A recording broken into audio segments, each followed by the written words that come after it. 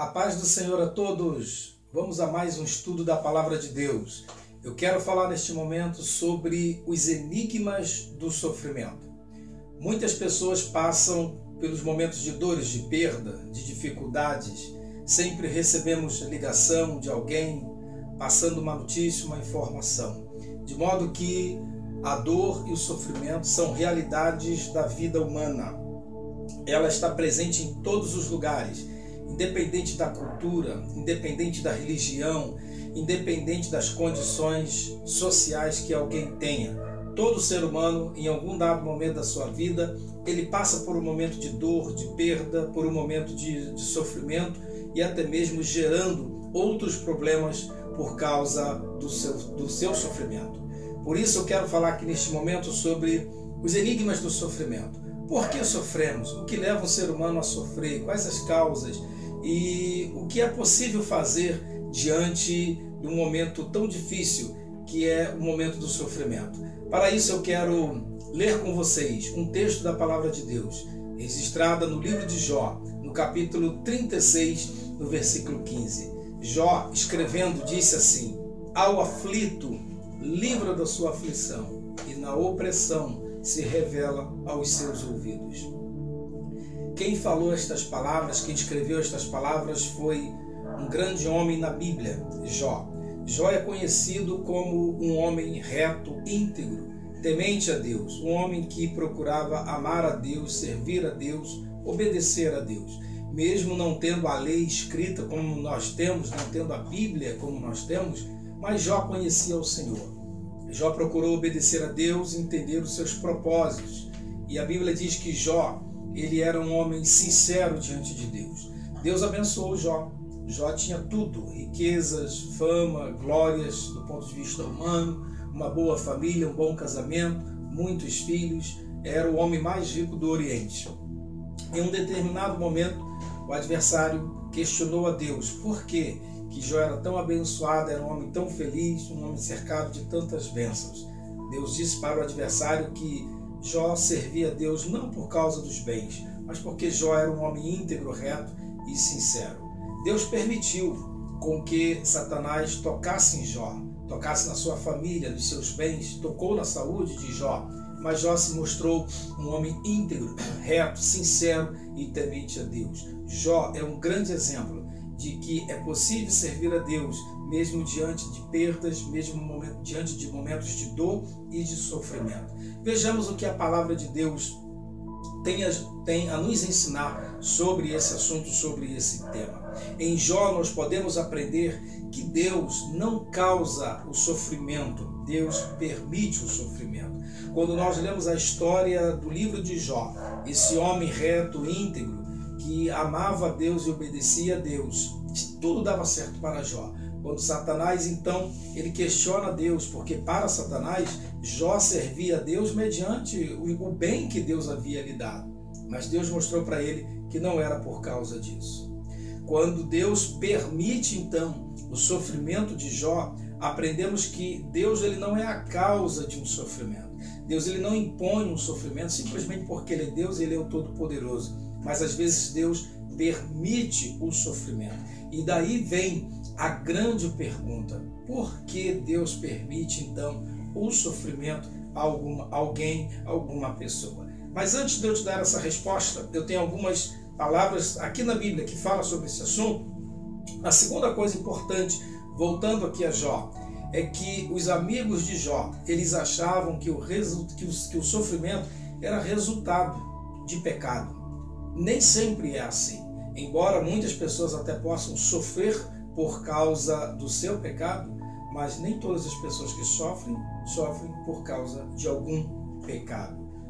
Os amigos de Jó tiveram uma impressão errônea sobre Jó, sobre a vida de Jó. Terceira coisa sobre Jó muito importante: Deus não condena as nossas dúvidas, as nossas dificuldades, os momentos de angústias que nós passamos quando sofremos.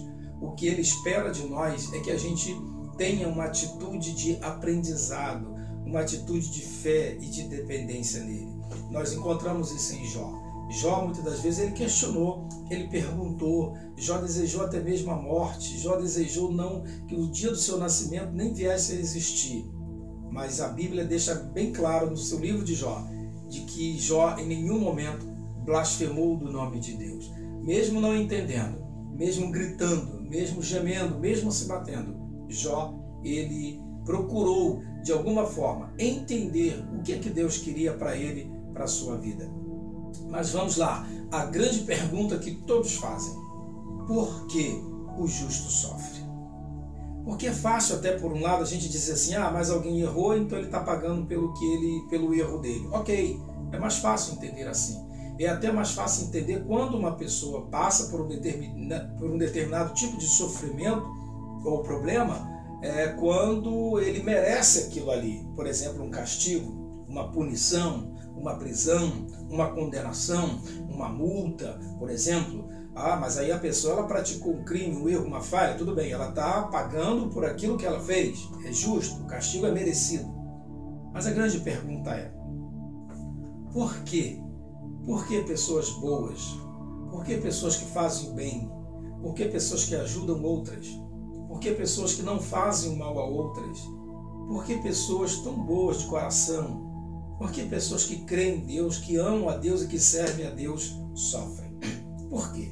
Seria justo Deus permitir que pessoas tão boas, pessoas que têm uma vida exemplar, que ajudam outras pessoas, que estende a mão a outros, seria justo Deus permitir essas pessoas estarem sofrendo de alguma forma?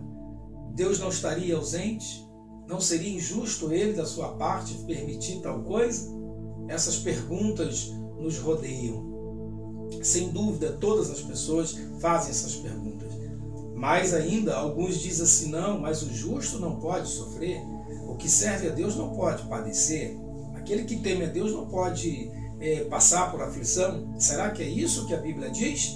Vamos ver algumas coisas importantes do que as Escrituras falam, por que o justo sofre. Em primeiro lugar, por que o justo sofre? A Bíblia diz no livro de Gênesis, dos versículos 16 ao 19, que Deus ele sentenciou Adão e Eva. A Bíblia fala que até esse texto, até Gênesis 3, por exemplo, ali, antes do homem pecar, não havia a palavra sofrimento, não havia a palavra dor, não havia a palavra enfermidade. Essas realidades não faziam parte da vida do homem. Quando o homem desobedeceu a Deus e pecou, o homem e a mulher, Adão e Eva, Deus sentenciou tanto o homem como a mulher. Deus sentenciou os dois. Uma das sentenças foi a morte física seria uma sentença. A outra, a mulher teria os seus filhos, ela geraria, ela faria o seu parto com dor. O homem trabalharia e comeria do pão agora com suor. A terra produziria cardos e abrolhos e a terra iria passar a sofrer por causa do homem. Então a primeira grande causa por que nós sofremos é por causa do pecado original. É por causa da queda humana. Deus não fez o homem para sofrer. Deus não fez o homem para ficar em cima de uma cama ou numa prisão ou gemendo por um sofrimento. Mas em primeiro lugar, o sofrimento ele existe por causa da queda humana. E se nós, seres humanos, estamos aqui nesta terra, nesta vida, então estamos dentro desse contexto. Por mais que alguém ainda ame a Deus ou faça o bem, sirva a Deus, crê em Deus e obedece a Ele, a sua palavra, ela não está isenta desse texto, porque somos falhos, somos pecadores. Então, o primeiro grande motivo, porque toda a raça humana, porque todo ser humano, ele de alguma maneira sofre, é por causa do pecado original, é por causa da queda do homem. Não significa dizer hoje que tudo que a gente passa é porque a gente está praticando um pecado ainda. Não, mas é por causa da nossa natureza caída. A nossa natureza caída, ela trouxe a nós consequências, como deficiências no nosso corpo, na nossa saúde física. Erramos muitas das vezes até moralmente, erramos quando fazemos juízos, julgamentos, valores, quando nós definimos alguns conceitos para nós mesmos. Tudo isso por causa de quê? Por causa da queda. A queda trouxe ao homem deficiência e o homem hoje faz escolhas erradas, decisões erradas. Muitas das vezes nós optamos por caminhos errados e isso lá na frente vai trazer uma consequência. Por quê? Porque faz parte da lei da semeadura. Então, a queda, o pecado, ele foi a grande causa de nós hoje, de alguma forma, estarmos passando por sofrimentos, por perdas, por dificuldades, porque estamos vivendo nessa realidade física, nessa realidade humana. Segundo grande motivo pelo qual muitas das vezes nós passamos por sofrimentos, por lutas, por adversidades, em Efésios capítulo 6, versículo 12, o apóstolo Paulo diz que nós não temos que lutar contra a carne, nem contra sangue, mas que a nossa luta seria contra principados, potestades, os espíritos malignos, contra o adversário, contra a maldade, contra essa ação satânica que Satanás tem efetuado em muitos lugares. Bom, o que isso significa dizer para nós? Que muitas lutas, muitas adversidades que nós passamos aqui, alguns momentos de dor, de opressão que a gente passa, é por causa de uma ação tentadora ou de uma ação em que Satanás ele luta contra nós. Ele tenta de alguma maneira bloquear o nosso caminho, a nossa história, nos impedir, tentando colocar pessoas para falar mal, para dificultar, para praticar uma maldade ou tirar algo de alguém. Então, o segundo motivo pelo qual uma pessoa mesmo boa, justa, ela pode passar por um sofrimento é porque o adversário ele emite ataques contra as nossas vidas. Nós somos atacados muitas vezes pela ação de Satanás. Ele não tem uma liberdade plena e total sobre nossas vidas. Não. Nossa vida está garantida, está guardada. A vida de cada pessoa está guardada pelo Senhor. É verdade. Mas ele muitas das vezes luta contra nós. Esse é o segundo grande motivo. Terceiro motivo, por que o justo sofre? E agora vem um princípio bem cristão aqui para nós. O apóstolo Pedro, na sua primeira carta, no capítulo 2, versículos 20 e 21, ele disse assim: porque para isto sois chamados, pois também Cristo padeceu. Um terceiro motivo pelo qual o justo pode passar por um sofrimento, por um momento difícil, é para que nós possamos aprender a seguir o exemplo de Cristo Jesus. Jesus foi para a cruz não como um exemplo, ele foi em nosso lugar, ele morreu a nossa morte, ele morreu em nosso lugar. Mas Jesus passou por momentos difíceis, por traição, perdas, dores, lágrimas, sofrimentos, perseguição, injúrias, calúnias de muitas pessoas. E nós, se somos seguidores de Cristo, se somos seus filhos, seus servos, se o amamos de verdade, se cremos nele como nosso Senhor e Salvador, é preciso que dentro de um certo contexto, enquanto estivermos aqui nesta vida, enquanto estivermos aqui nesta terra, nós precisamos passar por algumas aflições como exemplo de que de fato estamos seguindo a Cristo Jesus. O apóstolo Pedro, ele deixa muito claro na sua carta de que o justo muitas das vezes sofre e que quando o justo sofre, não por causa de pecado, de transgressão, porque aí é um sofrimento, entre aspas, vamos dizer assim, justo e merecido, quando ele paga por uma pena, uma punição, mas quando o justo, que não fez por merecer tal, muitas das vezes, um determinado sofrimento, quando um justo passa por um momento difícil, mas que esse momento não foi causado por ele, vem essa pergunta: por que o justo sofre? Muitas vezes Deus permite que passamos por isso, porque nós estamos seguindo a Cristo. E como seguidores de Cristo, nós precisamos às vezes passar por sofrimento como exemplo de que de fato nós estamos amando a Cristo e estamos seguindo a Ele.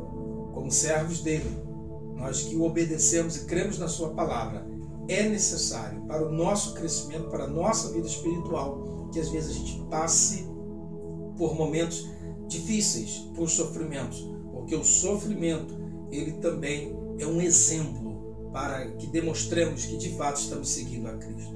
Em quarto lugar, o sofrimento, ele produz crescimento. Neste mesmo livro, na primeira carta de Pedro, no capítulo 1, versículo 7, o apóstolo Pedro ele diz que para que a prova da vossa fé se ache em louvor e honra e glória na revelação de Jesus Cristo. Pedro, ele deixa claro nesse texto de que o sofrimento, ele produz crescimento. Pedro, ele diz no contexto geral da sua carta que quando o justo, se ele peca e sofre, ele está recebendo apenas a recompensa do que ele fez. Mas o justo, que serve a Deus, que obedece a Deus, se ele passa por um sofrimento, por uma perda, por um momento de dor, mesmo sem merecer aquilo ali, vamos dizer assim, Pedro diz que isso é uma das formas, é uma das maneiras pelas quais Deus permite o sofrimento para que haja crescimento na nossa vida. O sofrimento, ele também produz crescimento. Em quinto lugar, o sofrimento, ele produz também o avanço do Evangelho. Em Atos capítulo 4, versículo 29, a igreja em Jerusalém estava sofrendo perseguição. Os crentes estavam sendo afligidos, tentados, perseguidos, mas diante de tudo isso, o apóstolo Pedro se ergueu, se levantou diante daqueles irmãos que estavam sendo pressionados, acuados, sofrendo, sendo ameaçados. A oração de Pedro com a igreja foi a seguinte: agora, ó Senhor, olha para as suas ameaças e concede aos teus servos que falem com toda ousadia a tua palavra. O que Pedro está dizendo aqui? Pedro está pedindo que Deus então desse a eles ousadia e autoridade para enfrentar aqueles momentos difíceis, porque Pedro sabia, ele compreendeu juntamente com toda a igreja primitiva, que era necessário, muitas das vezes, que os cristãos passassem por momentos de sofrimento, porque isso também iria ajudar com que o Evangelho avançasse. Para que os irmãos não se acomodassem, não tivessem medo, mas que de forma positiva enfrentassem as lutas, enfrentassem os sofrimentos. Por quê? Porque Deus estaria com eles. De alguma forma, de algum sentido, talvez a gente não compreenda exatamente como isso é possível, mas o sofrimento, muitas das vezes de um justo, da igreja do Senhor, em certo sentido, ajuda na propagação e no avanço do Evangelho. Em sexto lugar, é importante reconhecer o seguinte, que ser justo, servir a Deus, guardar a sua palavra, temer o seu nome, isso não é sinônimo de imunidade. Às vezes a gente acha que porque servimos a Deus, estamos imunes. Não, não somos imunes ao sofrimento. Não é porque você ama a Deus ou serve a Ele ou faz a obra dele que Deus não possa permitir uma perda, uma dor, uma traição ou um sofrimento. Servir a Deus não é sinônimo de imunidade aqui nesta vida. Ele pode nos guardar? Sim, Ele nos guarda. Ele é o guarda fiel do seu povo. Ele nos livra, Ele nos protege, Ele que nos defende. Mas isso não significa dizer que apenas o simples fato de você servir a Deus, que você já está imune de tudo e que nada vai te acontecer. Não, não pense assim. Não haja dessa forma. É por isso que você deve cuidar da sua saúde, você deve cuidar da sua segurança, você deve obedecer às leis, você deve fazer o que é certo. A Bíblia diz: não tentarás ao Senhor teu Deus. O adversário certa vez tentou fazer isso com Jesus. Levou Jesus a um alto monte, um alto pináculo e disse assim: ó, lança-te daqui para baixo, porque está escrito que aos seus anjos dará ordem a teu respeito, eles vão te guardar. Jesus disse: não tentarás o Senhor teu Deus. Significa dizer que eu não posso achar que porque eu amo a Deus e sirvo a Ele, eu posso fazer qualquer coisa, que Deus vai me guardar, ou então que nada vai nos acontecer, nem a mim, nem minha casa, nem minha família, porque eu sirvo a Deus. Não. O fato de servir a Deus não significa dizer que estamos imunes a todas as coisas desta vida. Estamos nessa realidade humana e a gente ainda passa por muitas situações, sim. Eu quero chegar agora à conclusão desta mensagem. Concluindo esta mensagem, levar você à seguinte reflexão: que o justo, ele também sofre, porque ele não está imune às coisas desta vida. Mesmo sendo cristãos, servindo a Deus, amando a Deus, mas ainda temos uma natureza caída. E por causa dessa natureza, muitas vezes nós sofremos. Às vezes não é porque estamos praticando um pecado até que traga isso no dia a dia, mas por causa da natureza que temos. Segundo, porque temos um adversário que luta contra nós incessantemente, 24 horas. Por isso também é uma das causas que podemos passar por alguns problemas ou sofrimentos. Terceiro, lembre-se, nós precisamos seguir a Cristo. E seguir a Cristo é também seguir as suas aflições. Mas o sofrimento, ele produz crescimento. Que você cresça em meio ao sofrimento que você está passando. Não importa as lutas, as perdas, as deficiências, o que você está passando. Aproveite esse momento para crescimento.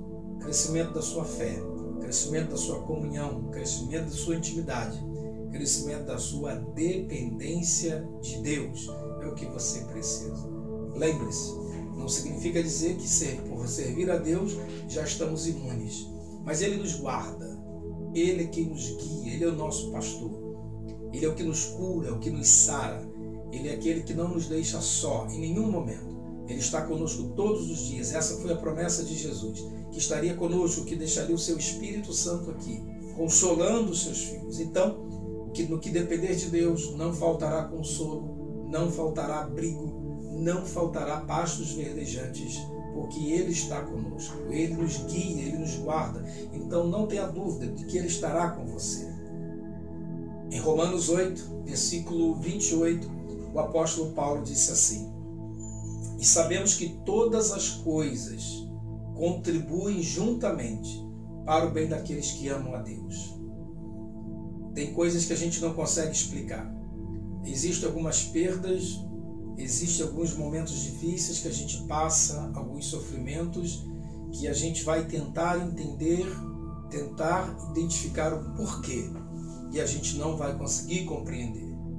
No mais, o mais importante é que você entenda o seguinte: se você vive uma vida santa, reta, correta, se você procura fazer o que é certo, se você ama a Deus e procura obedecê-lo, e se mesmo assim você está passando por alguns momentos difíceis, se mesmo assim você está passando por alguns momentos de perda, saiba o seguinte: todas as coisas contribuem para o bem daqueles que amam a Deus.